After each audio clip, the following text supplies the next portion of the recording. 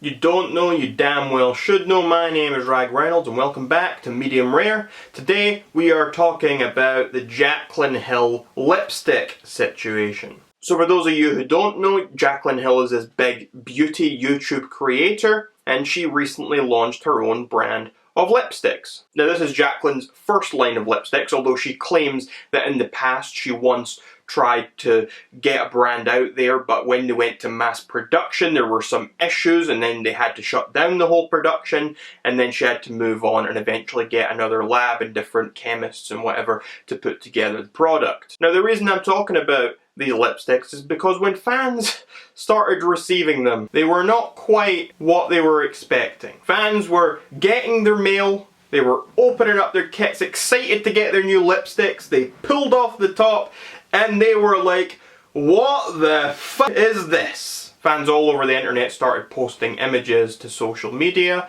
showing that there were faults with the lipsticks. Some had hairs on them, some had little bumps on them, and one of them even had a bead in it. People were furious. Even people who were die-hard Jaclyn supporters absolutely were disgusted, were appalled, and wanted a refund. They were demanding their money back. They wanted to send the product back and get their money. They could not believe that Jaclyn Hill had sold them a lipstick that some people were saying was moldy, people were saying was covered in hair, had bumps on it. Someone even, as I said, had a bead in their lipstick. How do you get a bead in your lipstick? What is this? A bead? How does this get in there? How does that happen? How does someone not see that? So anyway, in response to all this backlash, Jaclyn posted a video on YouTube, 14 minutes long, trying to explain everything. She tried to explain why certain things had happened to her lipsticks. Here's just some of what she said in that video. My lipsticks did not go into mass production until the same month that I actually launched my brand. It was only a couple weeks prior to my launch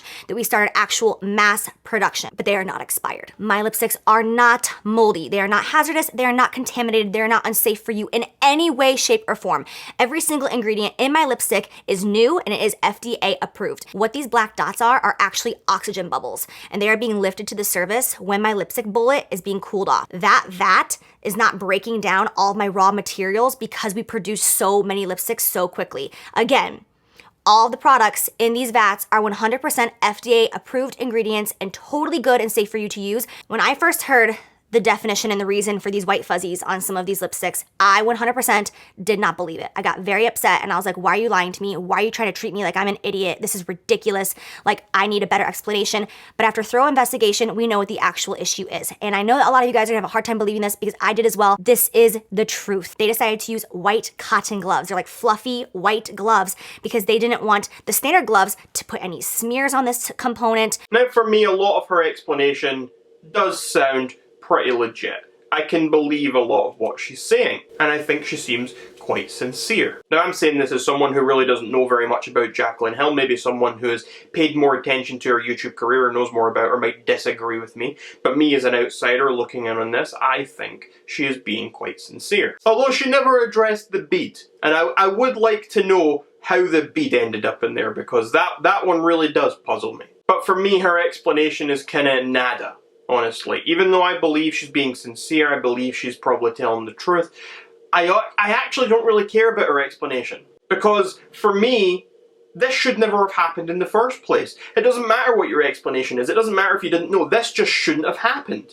If you're making a product, if you're producing something, there should be quality checks. There should be checks in place, there should be a procedure in place to stop products that look like this from getting out and into your customers' hands. It doesn't matter if there was fuzz on the lipstick because of gloves that were used. People should have then noticed that there were fuzz on the lipsticks from the gloves, and that should have been dealt with before the product was ever shipped out. I mean, I certainly don't believe that anyone was purposely putting hairs on your product. I don't believe that anyone was purposely shoving little beads in your lipsticks. I don't believe that you would have done any of this on purpose, so that's why I believe her explanation to be legit. And it was quite amusing because someone found a clip of Jaclyn actually kind of calling herself out. Take a look. Do as if, because this is equally as nude, but it is a, oh my gosh, what is on there? It is a, sorry, this is my personal collection I'm using right now. So as you just saw, that was Jaclyn Hill on her Instagram with her lipstick that she says is from her personal collection, and even she had to rub something off, like a hair or something. Oh my god, what is on there? Rubbing it off. So even Jaclyn herself is having to deal with this issue.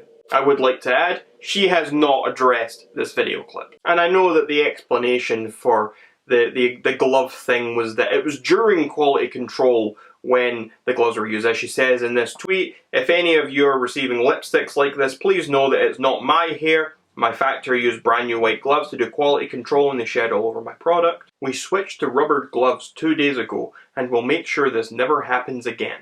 So yeah, this was during quality control, so some people might say, oh, your point's moot, because how are they going to check again? They're not exactly going to do quality control after they've already done quality control. But to me, this is just a very big oversight. They've thought, okay, these new white gloves are perfect to do this, and obviously they've realised their error and they're going to move to rubber gloves, but they should have thought about this beforehand, and it's just carelessness on their part. I don't think there's any real excuse for any of this. There are explanations for it, yes. There are reasons for it, yes. But there is no excuse for any of this, especially when you consider that these products are essentially luxury products. These aren't cheap little lipsticks you go and buy for a couple of dollars. These are expensive lipsticks. When you buy something for a certain price, you expect a certain level of quality, a certain level of assurance when you buy that product. There is no reasonable excuse for any sort of luxury product like this to be in such a horrible condition. There's no excuse for any of these oversights. These are things